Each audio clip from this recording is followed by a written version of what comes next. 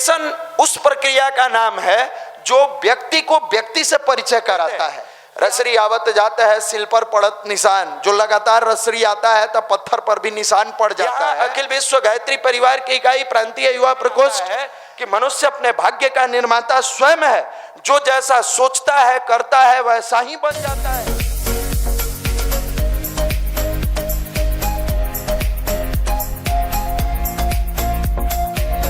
ध्यान लगे या न लगे, इन लोगों को बताते हैं हम लोग कि आप ईश्वर के पास बैठिए। ध्यान तो तब सीखिएगा जब आप उपासना सीखिएगा, और उपासना का मतलब होता है ईश्वर के पास बैठना। उपासना का मतलब कर्मकांड नहीं होता है कि आपने माला कितना चढ़ाया, फूल कितना चढ़ाया, रोली लगाया कि नहीं लगाया, तिलक चंदन कराया कि नहीं कराया। हमारे गुरुदेव ने लिखा कि उपासना का मतलब होता है ईश्वर के पास बैठना। और जिस प्रकार कोई व्यक्ति अगर एसी रूम में बैठता है गर्मी के दिनों में तो उसको ठंडक महसूस होता है, रिलैक्स होता है।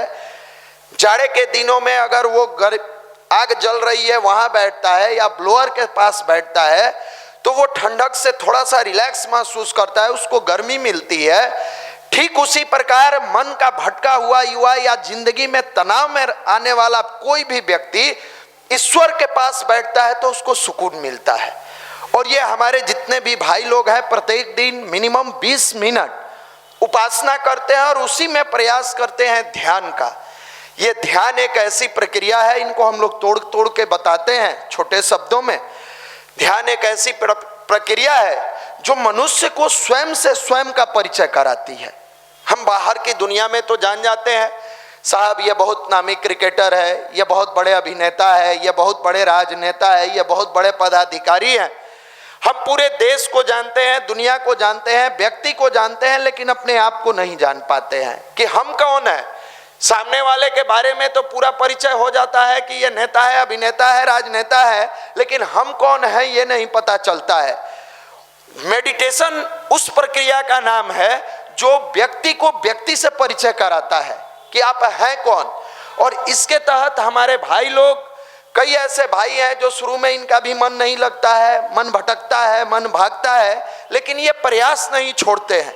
हम लोग बचपन में वो कविता पढ़ते थे, रसरी आवत जाता है सिल पर पड़त निशान, जो लगातार रसरी आता है तब पत्थर पर भी निशान पड़ जाता है। तो इनको कहते हैं आपका मन लगे या न लगे, प्रत्येक रविवार को इस सेमिनार में आइए और कुछ सीखने का प्रयास कीजिए।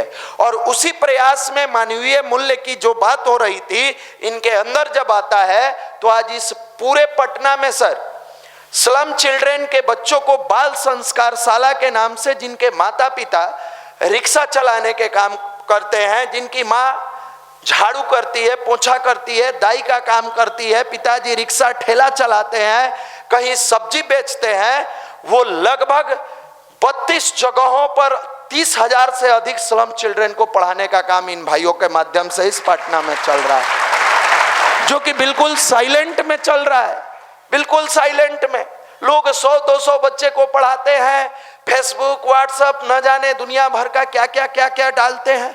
यहाँ अखिल विश्व गायत्री परिवार की इकाई प्रांतीय युवा प्रकोष्ठ आदरणीय मनीष भैया ने मन में ठाना, और एक व्यक्ति के आगे बढ़ने से आज वो जो स्लम चिल्ड्रेन है केवल उनको संस्कार नहीं दिया जाता है।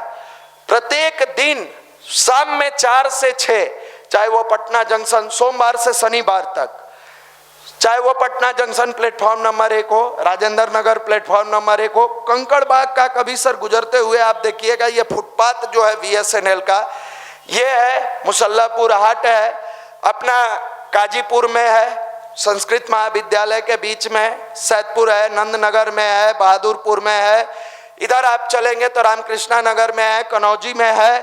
मतलब पटना के विभिन्न जगहों पर 32 जगहों पर ये स्लम चिल्ड्रन को पढ़ाने का यही भाई काम करते हैं, जिसके बारे में दुनिया कहती थी कि लड़के सुधर नहीं सकते हैं, लड़कों को बदला नहीं जा सकता है, और ये स्वयं कहते थे मेरे पास समय नहीं है।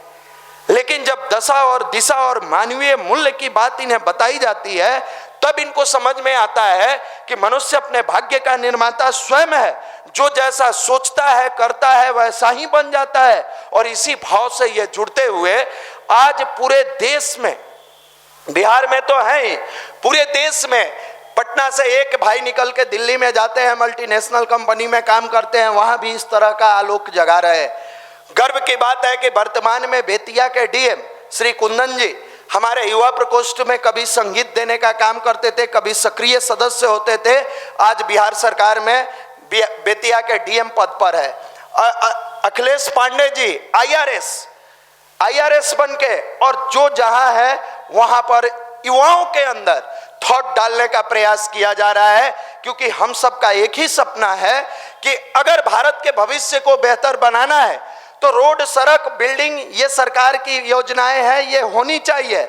लेकिन अगर मानवीय मूल्य, मनुष्य के योजना है तो ऐसे संगठन खड़ा होना चाहिए जहां विचारों को बदलने का एक माध्यम हो। तो ये विगत 29 वर्षों से लगातार ये अपना मिशन करते आ रहा है।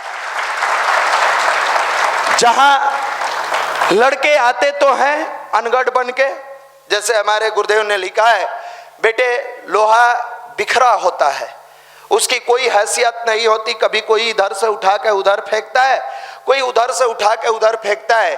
लेकिन वही लोहा को अगर सही तरीके से टाटा की कंपनी में दे दी जाती है तो खूबसूरत गाड़ी बन के निकलती है। ये उस लोहे की तरह थे जो इनको कोई लुच्चा कहता था, कोई लफुआ कहता था, कोई गिरा हुआ कहता था, बिखरे थे। लेकिन जब युवा प्रकोष्ठ में आते हैं और आदरणीय मनीष भैया का मार्गदर्शन बनता है तो इन्हीं में से कोई आईएएस बनते हैं, कोई आईपीएस बनते हैं, कोई रेलवे में जाते हैं, कोई बैंक में जाते हैं। और सबसे बड़ी चीज है सर, ये पदाधिकारी बनेंगे कि नहीं बनेंगे, लेकिन संस्कारी बन के अपने जीवन को शानदार बनाते हैं।